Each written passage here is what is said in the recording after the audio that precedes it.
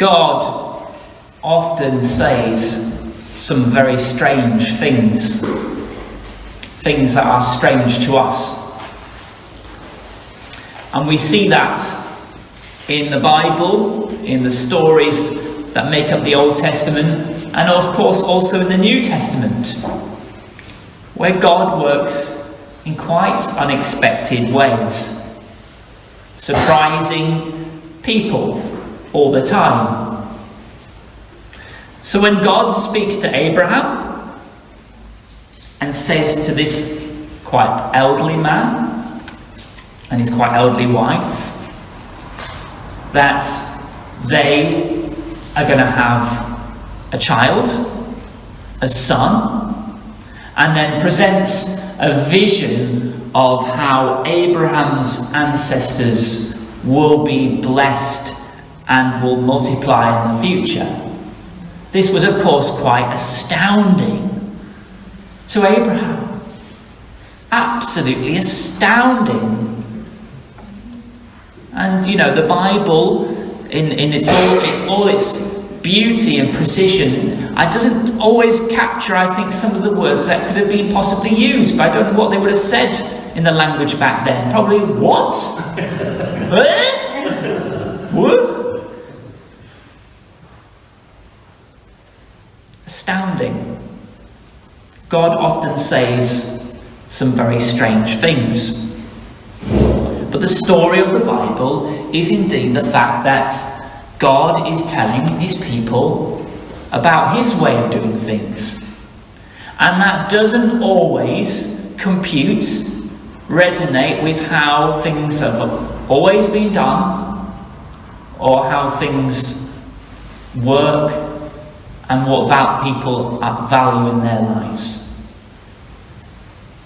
And I think that's what kind of Jesus is talking about in his teaching in Luke. He says some very strange things to his disciples and the audience around him. Things that perhaps as we as a church can take for granted. But there's still nevertheless things that are strange and don't quite seem to kind of be in line with often what we know about the world we live in. So if I was running to be the leader of a political party, I wouldn't be saying the things that Jesus is saying. I wouldn't. But Jesus says them nevertheless. He says them. And in this chapter in Luke, Jesus talks about the things that people value in their day-to-day. The fact that we live in a world that values wealth. How much money you've got.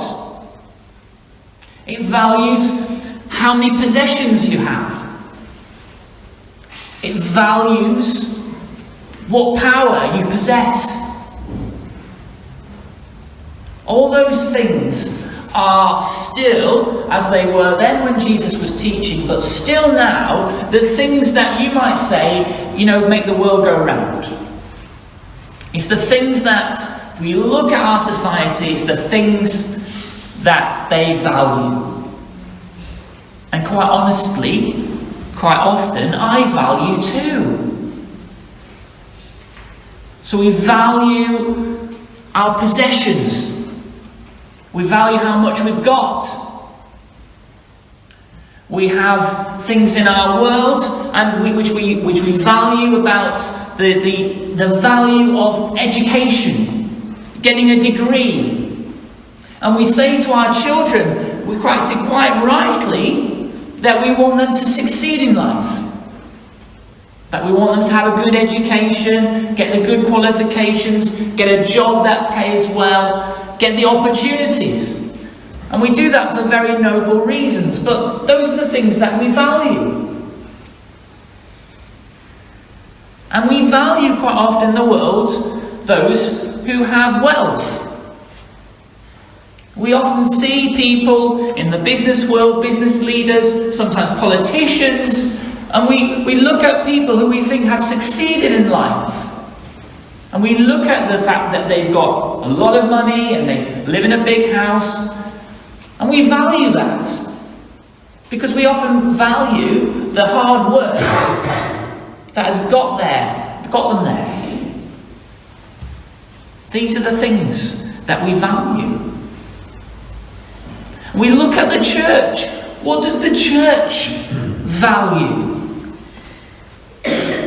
Well, I'd like to say that the church kind of values what Jesus values and goes towards what God's way. But when sometimes you look at the church nationally, or sometimes you look at myself, you have to say, no, we, like society, we value much the same things. So if I was to go to the APCM at Christchurch next year, and present my annual accounts, so Lynn, the treasurer there, presents the accounts, and I'll talk about it, and like that, and it looks like, oh look, this year we've had fantastic profit on hiring out the church centre, absolutely amazing, and we've had an amazing amount of giving, and look at it, we've got £1 million in our bank account now. We can wish. Wish. Now, you know what I mean? Now there'll be a lot of people that go, what? This is a bit strange. Well, it is a bit strange, isn't it? And stuff like that. But I imagine sometimes, when you think about it, I think quite a lot of people would pat me on the back saying, whoa, Phil, you've done well there. Well done. Fantastic. We've got £1 million in the bank for a rainy day. Everything looks bumper. And I imagine the Diocese of Newcastle, rather than going, what's going on here? Is there some fraud or whatever? But no, they'll be going, wow, Christchurch does things really well. Isn't they? No, actually, perhaps we ought to get Phil and Lynn, the treasurer, out to tell other churches about how they've done it. And we'll have to have a session with Sandra, the treasurer, here to say how St Martin's get £1 million about.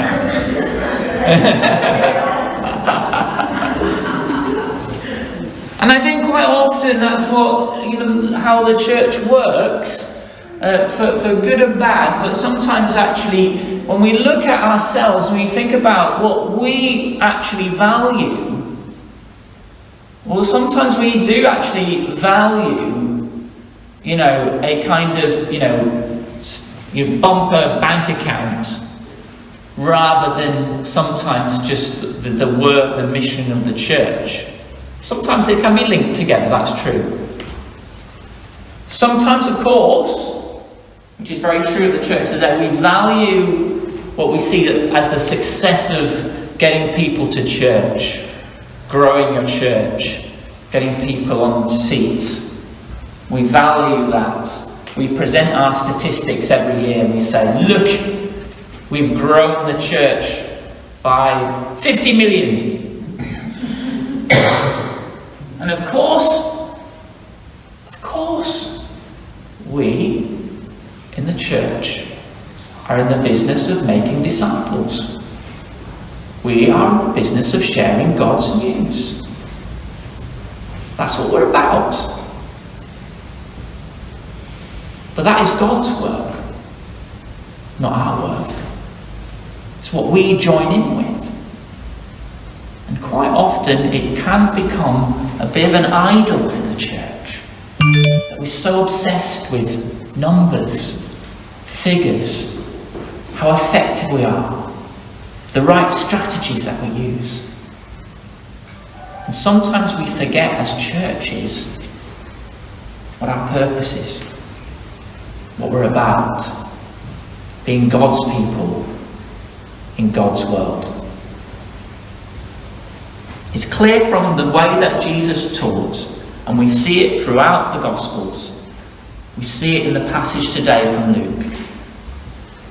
That God's way is not the way that we often think it is. We, as people, I am absorbed in a world that values possessions, is a consumer, values money, power. It's part of who I am because it's the world I live in. But when I come to the Gospels, when I come and actually read what Jesus says, then we realise that Jesus is presenting a very different world. A world that is quite often strange. It's the one that we live in. And it's often said that, and it's true, Jesus just turns everything upside down.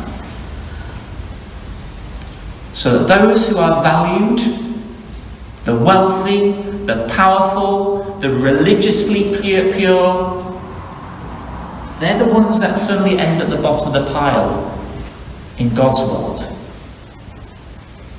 And those who are prominent in God's world, in God's way of doing things, are those on the margins, those who are poor, those who are struggling, those who are mourning, those who are suffering. And time again, and it's a big mistake often the church does this, because we often, sometimes quite rightly, we often focus on the fact that, Jesus loves us, which is true. We focus on the fact that, we have good news to share, which is true. We focus on the abundant life, the life that you can have with Jesus, the fulfilled life, sometimes the happy life, which is also true. When we look at the words of Jesus, Jesus is not preparing us for a life of just gentle joy and relaxation. Jesus is presenting a world that is hard and tough and full of suffering, that recognises that if you follow Jesus, that is not an easy decision. It's not an easy decision. I wanted to just do something which I think shows perhaps this different way of life that God presents to us. And I wanted to read you a poem, which I love poetry. I think often poetry can speak some amazing things quite powerfully, just using very simple words. And this is a poem by the author and poet Wendell Berry. He's an American, he's a farmer. He writes some beautiful poetry about the world. Often his poems are kind of very linked to the agricultural world of farming. But I was thinking about this in terms of sometimes politicians presenting a manifesto, what they would do. And we compare sometimes what the world's manifesto is to perhaps what God's manifesto is. And we have one in the Sermon on the Mount, and the teachings of Jesus. But Wendell Berry, who's a Christian, kind of presents this as part of a poem, and I think these are amazing words, and I'm just going to say it and then stop to pause. And then I have copies of this poem if anybody would like it at the end of the service.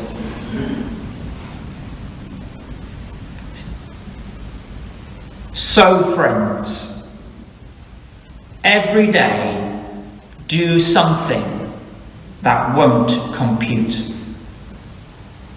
Love the Lord, love the world, work for nothing. Take all that you have and be poor. Love someone who does not deserve it. Ask the questions that have no answers. Invest in the millennium. Plant sequoias. Listen to carrion. Put your ear close and hear the faint chattering of the songs that are to come. Expect the end of the world. Laugh Laughter is immeasurable. Be joyful, though you have considered all the facts. Be like the fox who makes more tracks than necessary, some in the wrong direction. Practice resurrection.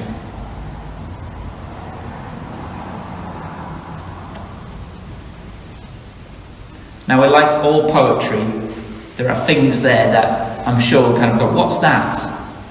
And you can have ponder what those words mean. But I just want to pick up some things that Wendell Berry says that I think are so powerful to me. Plant sequoias. Well, you might know. Do you know what a sequoia is? It's a giant tree. Kind of grows in North America, and they grow to massive heights. But of course, like all trees, the sequoia starts with just one simple, small seed. From a small seed, grown in the right conditions, can come this giant trunk of a tree, soaring upwards into the sky. So much of our world, so much what we tell our young people is all about sometimes getting possessions, doing their best at this time, wealth, power. But God's way is often to say that we are in the profession of planting small seeds.